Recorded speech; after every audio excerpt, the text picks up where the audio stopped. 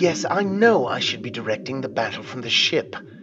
Yes, I know we could reduce the surface of Dinlo to molten slag from orbit. But we can extract more than 1,000 men, and that's worth doing. I asked for volunteers, and I got the whole ship's crew and every man in Improco Company, and not from blind obedience. Let me try. General Termukin, in a signal to General Iri Kamas, Battle Group Command, Coruscant, copied to General Vasgar, Commanding Officer, Sarlacc Battalions, 41st Elite Infantry, Dinlo. Chapter 2. Republic Assault Ship Fearless, approaching Dinlo. Expansion, Bothan Border. 367 days after Geonosis. General Etain Termukin watched the HNE newsfeed with mixed feelings. On one hand, the events at home saddened her. On the other, they reminded her what the war was about. 15 soldiers and 12 civilian support staff are reported dead after today's second bomb blast, this time at a GAR logistics base. No group has yet claimed responsibility for the attack, but a security forces spokesman said today that the proximity to tomorrow's first anniversary of the Battle of Geonosis was significant. It brings the total number of deaths in apparent separatist terror attacks this year to 3,040. The Senate has pledged to smash their networks. Clone Commander Ged stood at her side, hands clasped behind his back as they waited on the repulsor platform that shunted ammo boxes from the magazine to the hangar deck. "No way to die," he said. Etain turned to look at the troops around them. "Neither is this." They were set to go. Fearless was half an hour out from Dinlo, and the gunship pilots were making their way down the passage from the flight briefing to carry out their pre-sortie checks, yellow-trimmed helmets tucked under one arm. They all held the helmets exactly the same way, no doubt the result of thorough drill. General Etain Termukin noted that. She stood back from the hatch to let them through, and got a salute from each as he passed. One glanced at the somewhat unconventional weapon slung across her shoulder and grinned. He indicated the huge LJ-50 concussion rifle that almost dwarfed her. "Does that thing come in blue, General?" "Only if you're on the receiving end, trooper," she said, and gave him her most reassuring smile. She knew they were afraid, because a commando named Darman had taught her that only idiots didn't fear combat. Fear was an asset, an incentive, a tool. She knew how to use it now, even if she didn't embrace it. Today she needed to tell Improco Company that. They knew it already, but this was her first mission with them, and she had learned that a little openness with the troops went a long way. And she wanted them to know that she saw them for the human beings they were. Meeting Republic Commandos on Kilara for the first time had been a painful revelation for her.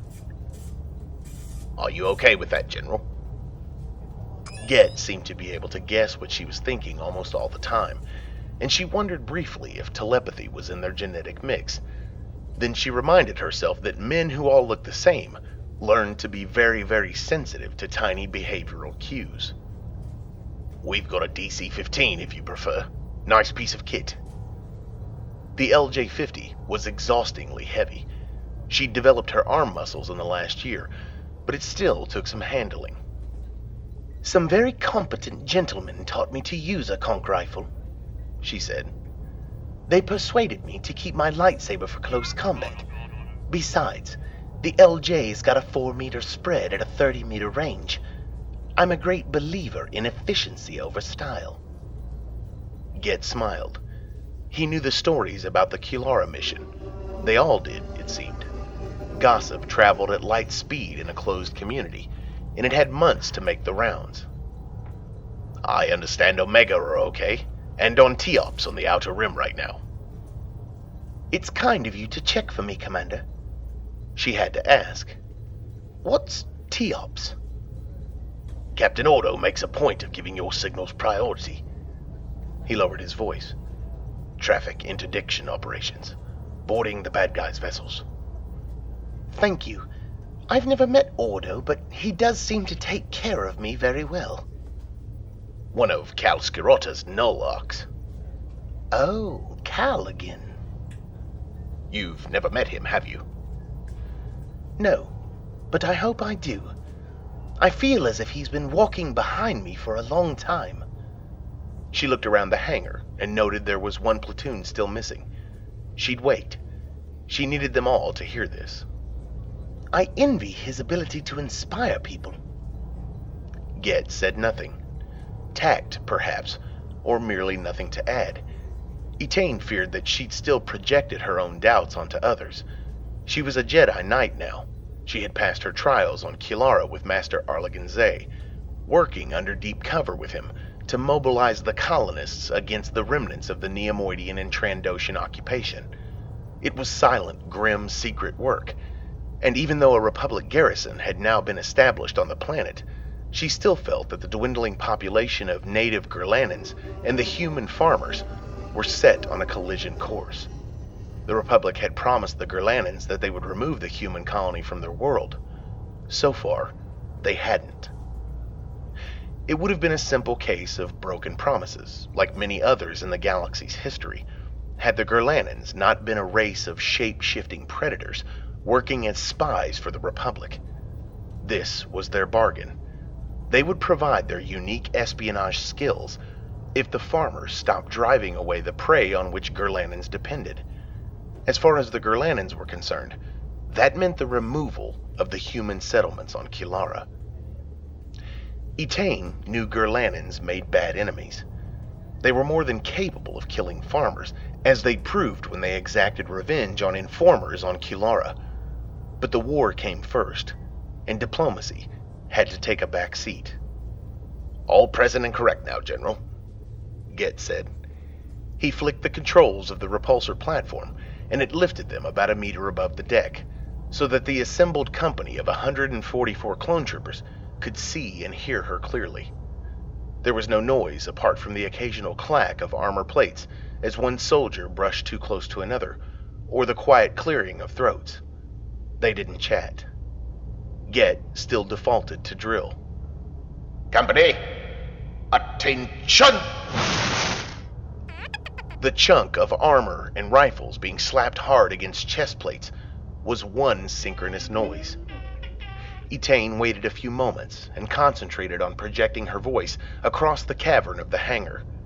She hadn't been trained as an officer. It didn't come naturally.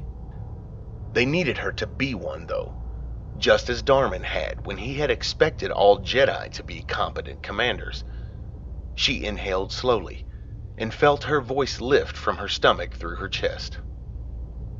"Stand easy," she said, "and buckets off."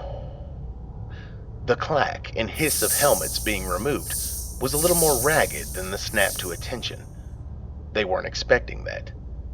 She stared down into identical faces, reaching out into the Force to get some sense of who they might be and their state of mind, much as she had with Omega. It was a complex tapestry, and yes, there was fear. There was an intense sense of belonging and focus, too. And there was not a trace of the hopeful child that had once so confused her when she felt Darman long before she saw him for the first time. Clones grew fast and learned even faster. A year at war, real war, not just fatally realistic training, had made them a lot more worldly wise and less idealistic. "We have 2 battalions pinned down on Dinlo," she said. "You've seen the op order. We open up that exit route for them by cutting through droid lines so they can reach the extraction point. You'll have air support, but we'll be relying predominantly on your infantry skills." She paused. They listened politely. Whatever focus they had appeared to come not from her, but from something inside them. "I'm not going to shoot you any lines about glory, because this is about survival. That's my first rule as a Jedi, you know that. Survive. And so should it be yours. I don't want any wild sacrifices. I want to come out of this with as many of you and the 41st alive as possible. Not because you're assets we need to use again, but because I don't want you to die." She felt the silence change, not in quality, but in the realization that shivered almost imperceptibly through the Force.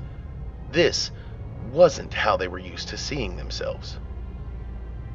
"We weren't exactly queuing up for it ourselves, ma'am," said a pilot, one boot on the step to his cockpit. There was a ripple of laughter, and Etain laughed too. "I'll try to keep my arc of fire under control then," said Etain, and patted the stoker. She glanced at Get's forearm. He tilted it so that she could see his chrono readout. "Ramps down in 24 minutes. Dismissed." The men broke up, replacing their helmets and falling into platoons and squads to make an orderly path to their assigned craft. The squadron of Lardy gunships had been stripped out to create troop space on their cargo decks. Get inspected the interior of his helmet, holding it in both gloved hands. "Aren't you supposed to wish that the Force be with them, General?" Etain liked Get. He didn't treat her as an omniscient military genius, but as just another being stuck in a hard place without a lot of choices. She could hear a faint sound coming from his helmet's audio feed. When she concentrated, she could hear singing, and so held out her hand for the helmet. She tried on Atin's once and been stunned by the welter of data it flung at the wearer. Helmet held close to her head, she could make out strong male voices, a choir of them, singing an anthem she had heard snatches of but rarely had the chance to listen to. Vode An. They were singing in the privacy of their own helmet comlinks, retreating into their world, like Omega Squad did from time to time. She could hear nothing outside the helmets, of course, and she felt oddly excluded.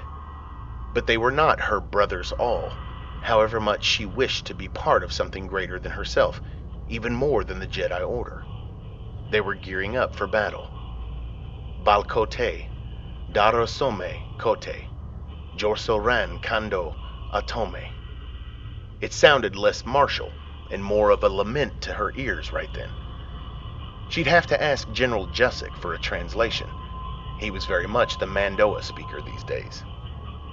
She handed Get his helmet back and gave him a nod of thanks. "It's not just the Force we need with us today, Commander," she said. "It's reliable kit and accurate intel." "Always is, General," he said. "Always is."